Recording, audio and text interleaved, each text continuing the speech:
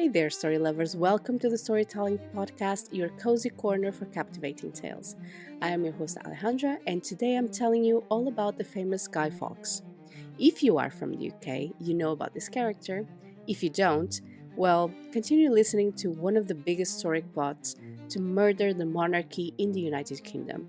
But before we start, I would like to ask you for your support and click on the follow the subscribe button if you're hearing this episode on YouTube or any podcast platform. And just to let you know that on YouTube, there is the audio version of this episode and also the visual episode. I would like to really appreciate you and thank you for all the lovely reviews you have been leaving on the podcast. It means the world to me. So let's get started. Guy Fawkes stands out in the British history, mainly because of his role on the Gunpowder plot in 1605. Authorities arrested him as he tried to blow up the Houses of Parliament and kill King James I. The plot aimed to end the Protestant rule in England and install a Catholic government. Fawkes and his fellow conspirators planned to set off barrels of gunpowder hidden in the cellars under the Parliament. Religious and political tension drove their actions. Their plan, despite of all the secrecy, failed. And the consequences for Fawkes and the rest were brutal. People still talk about Guy Fawkes, especially around bonfire night. Each November, fireworks and bonfires light up the sky, marking the failed plot and maybe the never-ending struggle for change in England. To give you a little historical context on how the early 17th century in England was the life it was actually a mess. It was a mess of political and religious problems. The Protestant Reformation had split the country, shaping how people thought about Catholicism and the monarchy. Religious groups clashed, especially Catholics and Protestants. The Church of England had broken away from the Pope after the Reformation, but many Catholics refused to let go of their faith. Catholics faced harsh laws and suspicion. The government labeled those who skipped Anglican services as recusants, seeing them as a threat. This tension kept things on edge. The Reformation, sparked by figures like Martin Luther, had changed everything. Elizabeth I made the Protestant Church of England official, with the Act of Supremacy declaring herself its supreme governor, still to the day. After she died in 1603, the question of religious unity still hung up in the air. James I took the throne and inherited a divided nation. Catholics hoped for more freedom, but conflict just simmered just beneath the surface. James I tried to bring England together, but his policies often let Catholics down. He kept strict laws in place, which pushed some people to extreme measures. The Gunpowder Plot in 1605 was a desperate response to oppression. James I's mixed signals only made things worse, fueling resentment and fear among Catholics. What was the origin of this gunpowder plot that we still know today, and what were the real motivations behind it? The gunpowder plot grew out of deep religious tension in the early 17th century of England. Many Catholic conspirators felt desperate and angry, believing drastic action was their only option. This wasn't just about politics, it was about survival. It was religious oppression, a radicalization pushed the plotters to the edge. And King James I kept harsh restrictions on Catholics, and many hoped for better treatment, but nothing changed. Catholics couldn't openly practice their faith or hold important jobs, for example. The sense of betrayal ran deep, and some decided enough was enough. Anger and frustration grew, and pushing certain individuals to consider extreme solutions, even the assassination of a king. All these rules towards the Catholic people. Where was the Roman Church? Where was the Pope? Because back then, the world was ruled by the Pope and the Church. So Pope Clement VIII, in the early 16th centuries, urged Catholics to stand against Protestant rules. This Roman resolution inspired some to push for change and radicalize others. So they were doing actually the same that James was doing on other countries. And Robert Catesby, a prominent figure, became convinced that violence was only and the justified way to restore Catholicism. The group's conversations turned from protest to active plotting. They started to see killing James I as their only way out. It's extreme, but it's how desperate things sometimes feel and felt within them. And Robert Catesby led these secret meetings and recruited trusted allies. He wanted to make sure that they have enough support. Guy Fawkes was skilled with explosives and joined the group. They decided to state opening the Parliament was the perfect time for the maximum effect. They stashed gunpowder in the cellar below Parliament, and the level of planning shows just how determined and cornered they felt. So basically, there was going to be a state opening Parliament with the whole monarchy, the whole family, and more ministers. And they decided that on that specific day, which normally is on the 5th of November in the UK, and the creator of this plot was Robert Catesby, and Guy Fawkes was the skilled explosive man, if you know what I mean, in the group. And they basically stashed everything, all the gunpowder, on the cellar just below the Parliament. And the cellar is actually below the room where the monarchy, the whole family and the whole ministers was going to be. So, simple and flawless, right? Wrong. The plot brought together key figures, and each of them have their own reasons and roles. You know, the gang just joins, and some of them have their roles and what to do, etc. And their stories give us a window of what they drove with. Now, let's talk about the whole team. Let's figure out the whole team about with this plot. So the group was composed by, first, Guy Fawkes, because it's the one that we talk, and about Guy Fawkes, or what was called Guido Fawkes, was born in New York in 1570. He served as a soldier and was part of the Catholic community fighting against the Protestant group. His military background made him the explosives guy. Fawkes watched over the gunpowder beneath Parliament. He set up everything, he made the connections, and the authorities caught him on November the 5th in 1605 as he guarded the stash. So he was hand-caught, if we can say this, pun intended.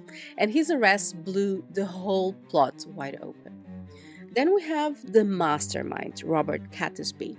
Robert Catesby was born in 1573 and came from a wealthy family, but felt deeply betrayed by English treatment to Catholics. He brought the group together and set the plot in motion. Catesby recruited key players, including Fawkes, and kept everyone focused. He didn't survive the fallout. Governments forced to kill him in 1605. So he's one-off. The mastermind was one-off. Then we have Thomas Percy, or Thomas Wintour. Thomas Percy was born in 1560 and was close to Catesby and helped him fund the operation. He was the money man. He played a big part in getting the explosives and planning the attack. Thomas Wintour was born in 1571 and brought in extra support and helped coordinate the conspirators. He was a key link between the members of the group, so he was the organizer, basically. We have additional conspirators, such as Francis Tresham. Francis Tresham was connected to the Catesby family and joined the planning, but had his doubts, and he was more cautious than the rest. We need to have one of the cautious, right? And we have other names. For example, we have John Wright, Christopher Wright, and Robert Keyes. They also played their parts, and each one of them brought to the table, hoping for a dramatic change of England. All of them were Catholic, and all of them were caught. But Guy Fawkes was the worst one. Okay. The conspirators put a lot of effort into the planning. They needed explosives, they needed a safe hiding spot, and a good understanding of London and the Westminster. Talking about statistics, if you want to blow up the Parliament, if you know the Parliament as it is now, you need a serious amount of gunpowder, and we are talking about the 1700s. So connections with merchants and traders, all of them, they help to get what they need. Actually, everyone just knew about this. And they managed to actually stash 36 barrels in cellars under the parliament of gunpowder. It's a lot. And hiding the gunpowder so close to the target was risky, but they pull it off. One, it was risky because you were caught with barrels. It wasn't a tiny box, and actually was under the parliament to get to the cellars. And actually, all that amount, and if we think that basically every single person smoked back then, it was risky. It was risky. Location was everything, of course. And they actually, take a look at this, they rented the cellar right under the House of Lords, which was known for being secure and out of the way. How can you rent a cellar under the House of Lords, right? And the spot inside the Palace of Westminster, and I'm laughing because it was the 1700s, but actually this makes sense in the sense of it was actually so mastermind, and they even rented the cellar back then, and they the place where they rented the cellar actually gave them direct access to the Palace of Westminster, and it was a clever move. And well, it was a clever move back then until things fall apart, of course, and we know how it ended. But you know, clever. And also, I can now understand why you have now so many layers of security after this. And actually, this brought the layers of security. I'm going to talk about that, but clever. And the London and Westminster layout actually helped the conspirators to stay hidden. And lawmakers, they gather in Westminster, making it, the obvious target. The guys were going to be there. They knew they were going to be there. Of course, I have to give a reference that, of course, there was guards patrolling the area, so the plotters had to stay sharp. So their local knowledge kept them on one step ahead, at least for a while. And when authorities uncovered the gunpowder plot, it was thanks to a couple of anonymous letters and quick action by key people. The Montague letter played a huge part in stopping the major disaster. But what was this? So in October is 1605, remember that this was in November, and October 1605, Lord Montague, sorry if I'm mispronouncing it, received a strange letter warning him to skip the state opening of Parliament. The warning was vague but serious. So Lord Montague took it to King James I's advisors, who immediately realized that the threat was real, and the government ordered a full investigation. This anonymous letter, when surfaced, added to the panic. So it hinted that something terrible was going to happen at the Parliament on that day, and these warnings made the authorities act fast. They knew they had to move it because otherwise it would be too late. Then, on November the 5th of 1605, officials searched the cellars under the Parliament, and the yeomen of the guard led the way. So this was like the elite of the guards. And the guards, they found Guy Fawkes, barrels of gunpowder, and an iron lantern. And he didn't stand a chance. He was caught in the act, basically. Fawkes' arrest revealed the full plot and the motives behind it, and the authorities acted quickly, and thanks to those timely warnings. I'm curious about who actually sent those letters. Someone that was within the group, of course, or some of the merchants, because actually everybody knew about the plot, to be honest. And when the authorities capture Guy Fawkes, he actually tried to blow up the Parliament. He tried. He was caught. He wanted to, His arrest kicked off a series of interrogations that exposed the gunpowder plot in detail. And Fawkes stayed defiant at first, refusing to give up names. But after a while, and under torture, of course, he confessed, giving up the details to authorities needed and round up the rest of the people. That's why we know the names. When they arrested Guy Fawkes, he was crouched near the barrels of gunpowder, and this is all related, so this is actually written. And Sir William Watt was the lieutenant of the Tower of London and took Fawkes into custody.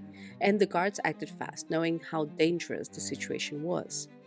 And when Fawkes had a lantern and a slow match with him, you know, there was the suspicion, and they started to notice what was inside of all the barrels and the huge explosion that, it could take the house down, literally.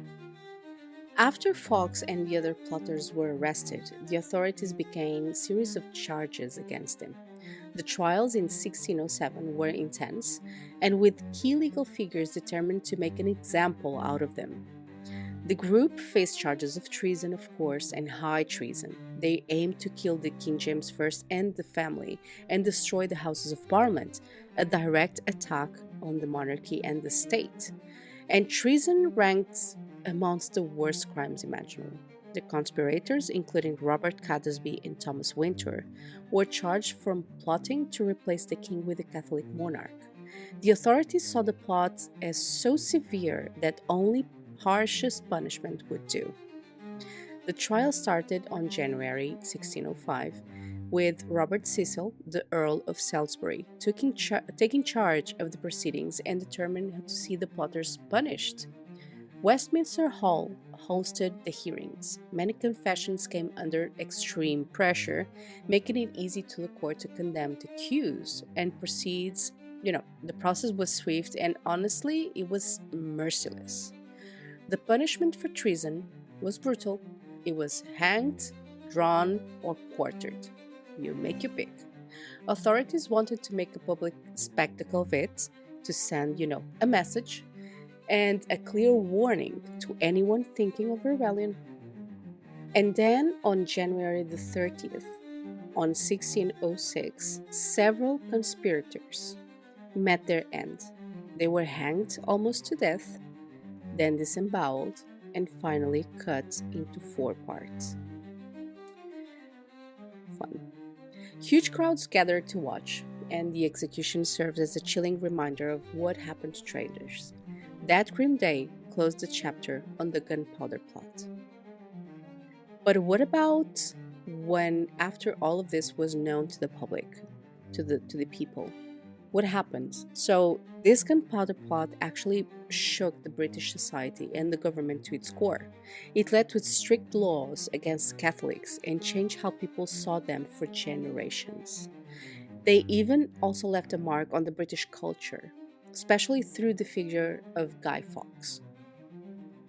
After the plot, actually, it became even harder to the Catholics. The government clamped down on Catholics even harder. New laws brought harsh penalties for attending Catholic Mass and required everyone to go to the Anglican services. The 1606 Popish Plot Act made it a crime for Catholics to attend or promote Mass. These laws isolated Catholics, making life miserable and tense for many families. It's no surprise that this only deepened the dividing the country between Catholics and Protestants and fueled centuries of tensions. The plot changed public opinion overnight. Many Protestants began to view Catholics as a real threat to the nation, as the bad guys. Fawkes and his group got branded as traitors. Bonfire nights events sprang up, with people burning effigies of Guy Fawkes on bonfires, a tradition that still goes on till this very much day, on November the 6th, even though most folks barely think about its roots or religious conflicts. Majority of people just, gather everyone, make a barbecue, some s'mores on the bonfires, and they don't actually tell the story about Guy Fawkes or how the plot ended or started, actually, or who was in the plot. Some people don't know, actually. And Guy Fawkes turned out to be a symbol of rebellion, for better or for worse, and some people actually saw him as a kind of a folk hero, despite his grim end. And in recent years, Fawkes masks popped up in protests, especially with groups like Anonymous. he's become a sign of defiance and reminder of how histories can twist a villain into a symbol of resistance. And this happens a lot in our history, picking up a real villain, a real bad guy, and turn them into symbol of resistance. And you know the mask. There was this movie called V from Vengeance. It's a white mask with slashed eyes and a mustache and a grin, like a smile. So that is the mask that I'm talking about. I'm going to leave it here on the video, on the visual video, actually. But about commemorating a little bit more, the commemoration about the bonfire and the modern tradition. So we celebrate the bonfire on the 5th of November and marks the failure of the gunpowder plot. It's a lovely tradition, so normally we have fireworks, we have bonfires, we have rituals, and throughout the whole night. And actually, this is not something very modern, because after the gunpowder plot and after everything that went off on 1606, every November the 5th, they started to create the bonfire night. And they started to cheer the king's survival, and they actually just started calling it not only bonfire night, but they started calling it the Guy Fawkes night. So the guy was a failure, but actually has his whole nights and holiday, basically. And this is a slice of the English history that reminds everyone of the failed assassination attempt. And over time, the night evolved into a community event, and it's even more fun and togetherness, so everyone gathers around. But on the 1607, Parliament made the 6th of November an official day of Thanksgiving. So not the US Thanksgiving as normal, but the Thanksgiving of having the king present and not in danger. So that kind of Thanksgiving. Share a little bit more about the tradition that is the bonfire night or the Guy Fawkes night in the UK. So, for example, local councils can put up on big fireworks shows normally, and you have sparkles everywhere. Kids and adults wave around and making sparkly trails in the dark, and people gather around bonfires, swapping stories and warming up in the chilly air night. So it's bringing everyone, everyone brings snacks, etc., and we watch the fireworks. And some people actually still burn effigies. Some communities create the guys from old clothing and straws and toss them to the bonfire. Of course, this is an act of bit eerie. Personally, I haven't seen it. I stay with the fireworks and the sparkles, but I haven't seen anyone from my community or the communities that I have been living in the UK. But communities do what communities need to do. And guys, this was today's episode. I hope you liked it. Comment below and share your thoughts. It's always nice to hear from you guys, and I promise that I have other episodes ready for you here weekly at the Storytelling Podcast. The last week, I'm really happy because it was one of my original stories, and it had so many downloads and views. Thank you very much for that. I'm going to continue to write original stories to share with you guys, and thank you for listening. And please remember that if you'd like to send your stories or special topics to be shared in the next episodes, please send it to the Storytelling Podcast 8080 at gmail.com, or follow me on social media at the Storytelling Podcast Official. And before you go, if you haven't done it already, I would love for you to click, follow the subscribe button, and why not create a review here on the podcast, and see you on the next episode.